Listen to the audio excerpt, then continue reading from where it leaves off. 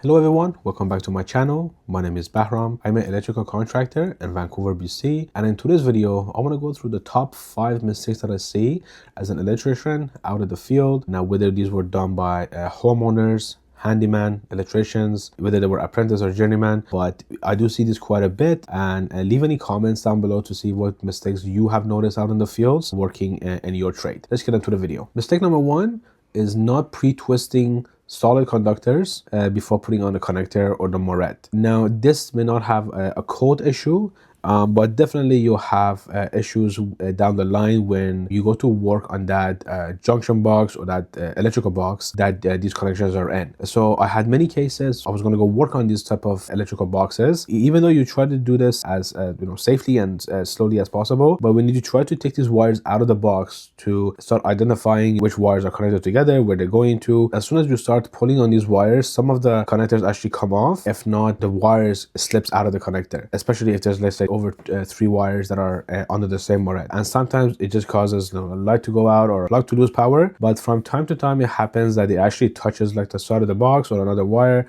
and it shorts out. That's where the safety issue comes in, because you don't want to get anyone shocked. If there's any sparks, obviously that arc flash is kind of not safe for your eyes either. So that's the one thing that I would say it is a mistake. I know some people kind of debate on this, whether it's online or even out in the field, people that I work with, that they think is okay. But in the way that I see it and the way that the connections on the wires is way better to pre-twist them. That way you're ensuring that there's actually a secure connection between the wires before you put in the connector, and the connector is not really acting as the one holding the wires together because they're already pre-twisted. It's more there as holding the wires so they're safe and they're not touching something else for it to short out. So that's point number 1. Now, mistake number 2, and this one I'm sure you might have seen a lot of this, is going to be buried wires within the drywall or behind the walls. Now, this actually here in Canada, I'm sure down in the US they might have similar codes. It's actually is a code violation. You do not want to be burying wires that are live or that are still connected at another point. So taking the time and making sure you're checking all the wire connections, whether that's going to be for wires like for lighting, for example, there might be like a 3-way or 4 ways,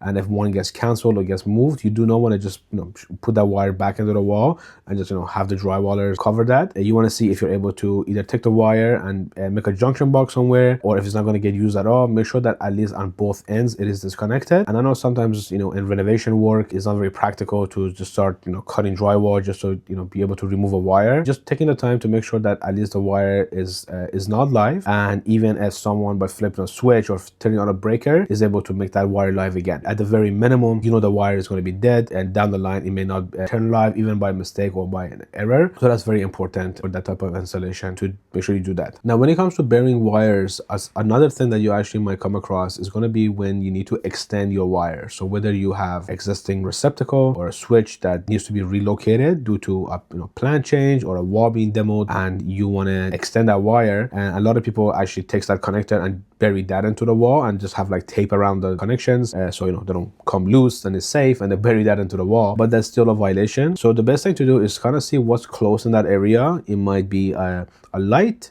So you have like a light box, another switch, another receptacle, and even if none of those work out, even just cutting out with an easy box somewhere in the drywall, it might even fall behind a kitchen cabinet that they still need to cut out, but at least it will be accessible, and you're able to just put a blank cover on it. And that's a proper way of making those connections and making sure that all the junction and all the connections that made are accessible. And that's the whole code behind it. In case there are failures in the line down the line in the future, you're able to access those points and be able to take those wires apart and test and see where those connections may have failed or what needs to be fixed. That's what all those connections needs to be accessible. The third mistake that I see is going to be when we have stranded 14 gauge or 12 gauge wires, and the installers actually wrap that or try to install that straight to the device, whether it being the receptacle, the plug, or the switch, for example. Sometimes it's okay. You make sure all the strands are twisted properly, and you still give your loop and you put it around the screw. You definitely don't want to be backstabbing those kind of stranded wires. But even with that, it's still there's a chance that some of the strands are not properly under the screw. So the proper way of doing that I've seen in my experience and out in the field is going to be in pigtails. So this is where you have, let's say, your home runs or your main connections come into a box and the stranded wires. And what you do, you take let's say it's a 14 gauge stranded wire, then you take a solid 14 gauge wire and you kind of connect that together, and then you put the solid side of the wire into the device, again, whether it being a switch or a plug. This ensures that you have a better connection under the screw, or even if you want to backstab, which I'll get into that a little bit later. And you want to make sure that the connection is properly there before you kind of close up everything and walk away from that. That would be number 3, which would be for terminating the stranded wires directly to the device.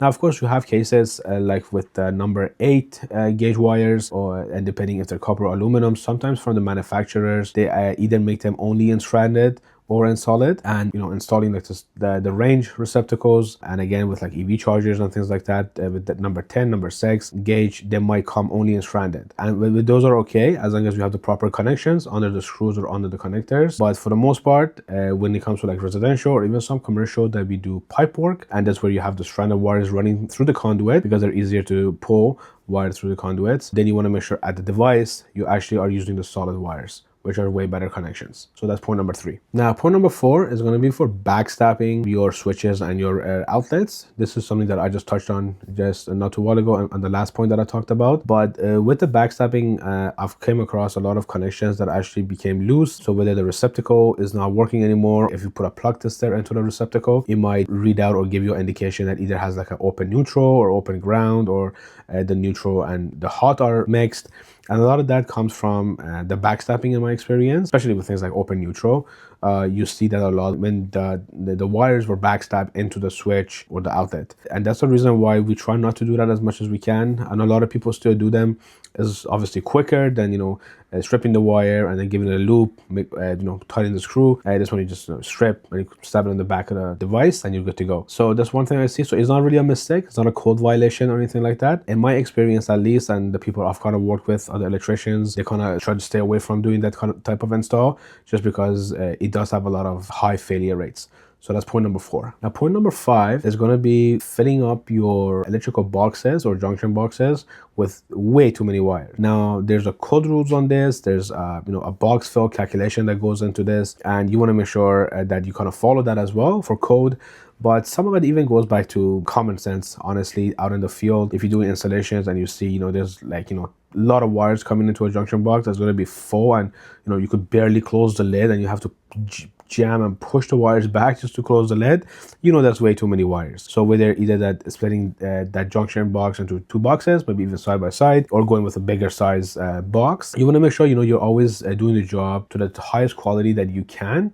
It kind of shows, your passion for the trade, and also making sure it's clean and it'd be easy for the next person coming by to work on that. If you open a junction box, nothing is labeled, you have different wires connected just all over the place, and you cannot understand what the wires are connected to. And I've even come across installs that I've seen, like, for example, a number 8 gauge connected with like 2 or 3 number 12 gauge, which is not correct at all, and those are code violations for sure. So you want to make sure that everything comes with a box fill and connections and wiring. You're keeping it clean. It doesn't have to be exact, proper, everything lining up as you might have seen online with some of the other electricians that do their jobs, but still you want to make sure that it's clean enough, the box is not too full of wires, that everything is jammed in, and that way it kind of makes it easier for the next person coming by to work on it.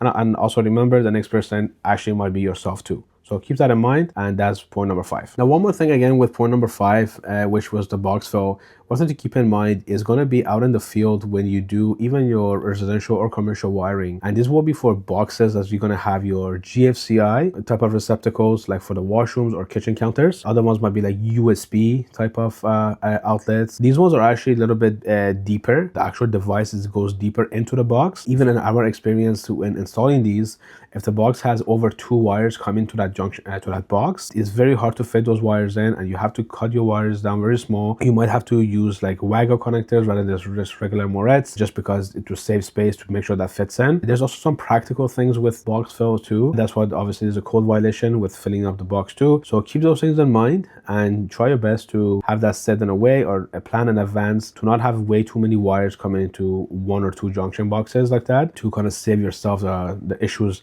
at finishing, or even for the next person like I mentioned. Once again, thank you for taking the time to check out my video. Please like and subscribe down below. Leave a comment for me. Let me know on type of content or any kind of videos you would like to see from me next. Take care, stay safe, and I will see you on the next video.